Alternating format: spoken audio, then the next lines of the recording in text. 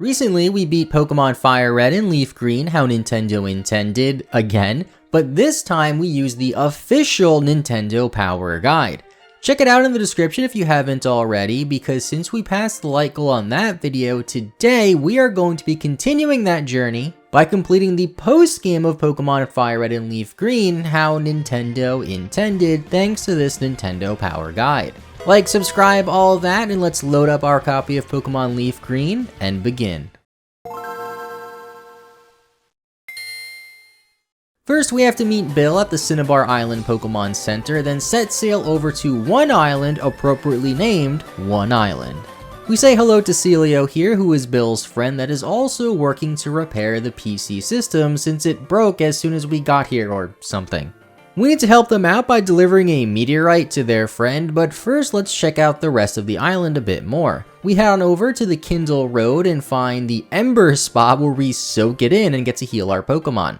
We can also get smashed in the spa by this person who gives us the Rock Smash HM, a very needed HM for our Sevii Island adventure.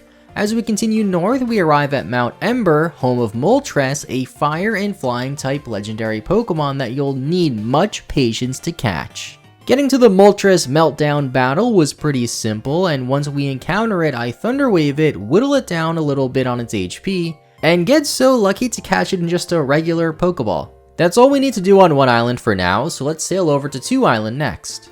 Two Island has a handy Pokemart that has stock changes depending on your game's progress. There isn't really much to do here for right now, aside from teach our Charizard a special move called Blast Burn, that in reality is not that great as it has a recharge turn at only 90% accuracy. So now we head on over to Three Island to rescue Lostelle, and also just rescue the Three Island residents in general because the Kanto Rider Federation claim the land here and are just being jerks. We lay waste to these Motor City madmen with ground type attacks. The guy did recommend ground type attacks for their poison type foes, although they did have coughings and wheezings with levitates, which are of course immune to it. Then we see a gold digger in the cave, which I didn't really expect, and make it into the berry forest where we find Lostelle, who is lost and is scared from a creepy Hypno that's in the forest. This is one of the weirdest side missions in a Pokemon game because Hypno's lore is rather weird, and here he is with a little girl. But after rescuing her and defeating the Hypno, she takes us back to Two Island, and the Game Corner guy, who happens to be her father and also the guy we're supposed to deliver the meteorite to, gives us a Moonstone. We can't play any of the games in his Game Corner though, since they're all multiplayer only games, so instead I return to One Island and talk to Bill and Celio, who thankfully restored the PC system so now we can access the PC. This ends the first half of the Sevii Island adventure that you can complete before even becoming the champion in this game. But since we're already the champion, we can just come right back here, and we can not be Rube by going back to Mount Ember to defeat Team Rocket and get the Ruby for Celio. Celio needs the Ruby and the Sapphire to restore the machine that lets us trade with Pokemon Ruby and Sapphire versions, of course. And getting the Sapphire is a bit more complicated. We have to head on over to Four Island where we have the need to breed, as this is the only daycare in the game you can breed Pokemon at, since you can't breed at the original daycare near Cerulean, and I don't know why they didn't add that in. Next to the island though is the Icefall Cave, which of course has a ton of ice in it. As a kid, I was told that you can catch Celebi here, and I somehow believe that, even though it doesn't really make that much sense at all. I guess the only thing making catching Celebi here that are slightly plausible is the fact that there's a lot of Johto Pokemon in the Sevii Islands in general, and the themes for a lot of the towns and routes are very similar to the themes you would hear in Pokemon Gold and Silver.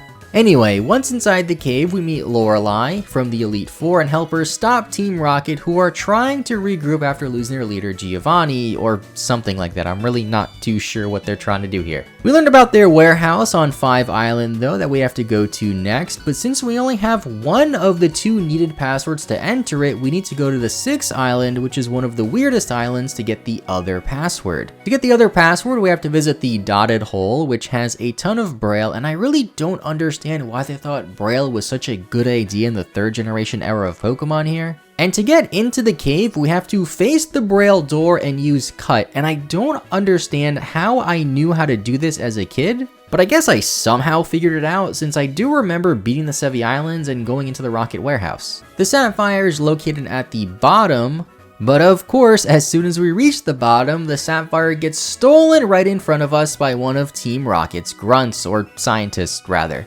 They take it back to the Rocket hideout and also announce that they're taking it there, and coincidentally give us the other password that we need to get in there, which is also very convenient. We storm the warehouse back on 5 Island next and dispatch all of the Team Rocket grunts and eventually make it to the big kahuna who has the Sapphire. The battles in this area in general and the whole Sevii Islands are all pretty easy, so we defeat him in 2 shakes of a lamb's tail, then retrieve the Sapphire to return back to Celio so he can fix whatever he's trying to do. There's still some other things we can do here though. After going back to 1 island and giving the Sapphire to Celio, it turns out he needed the Ruby and the Sapphire so that we can trade with Pokemon Ruby and Sapphire if we have a link cable or adapter, which I guess is pretty neat. There's still some other things we can do here though, like go visit the Resort Gorgeous near 5 Island. The guide describes Resort Gorgeous as Kanto's versions of the Hamptons, which isn't entirely accurate as the Hamptons are a town about 2 hours east of New York City, and not their own islands like Resort Gorgeous is in this game. There's also only 1 house here on Resort Gorgeous. There are a lot of rich people who like to hang out here, much like the real world Hamptons however, and the guide says to bleed them dry and earn mad cash on the quick by defeating them in battle. That sentence alone is a dead giveaway that this guide was definitely written in the year 2004 or 2005. But also in the Resort Gorgeous, we have to go to the Lost Cave. To reach the bottom of the Lost Cave, we have to count up each of the rocks in each room. Then depending on if there were 3, 6, 9, or 12 rocks in the room, that's the direction we have to go to, as if those numbers were on a clock. A little confusing, and I honestly have no idea how I was also able to do this as a kid, but we finally make it to the bottom. If you made a mistake while going down here, you have to start all over, which is also pretty frustrating because I did that the first time I tried. Down at the bottom, though, of the Lost Cave, we meet a lost girl, which is very appropriate, named Sevii, who owns the house on Resort Gorgeous, and she battles us with her 2 Persians. Now, you might think that the name Sevii is a very punny name, but since this guide was written in 2004 or 2005, I don't really think the term Sevii existed yet, so it was probably just a coincidence. After defeating her, we help her return to her home, and we see the whims of the riches and famous as she asks us to show her random Pokemon each day for an expensive reward in return. We don't have time for that right now though, since we still have to visit 7 Island to complete the Sevii Island journey, which is home of the Trainer Tower and the Tenobi Ruins, where you can catch all of the different Unown forms, including the exclamation point and the question mark. This island really isn't too important compared to the first 6, but on the next page of the guide it wants us to visit the mainland Kanto again and go to a place near Cerulean City called the Cerulean Cave.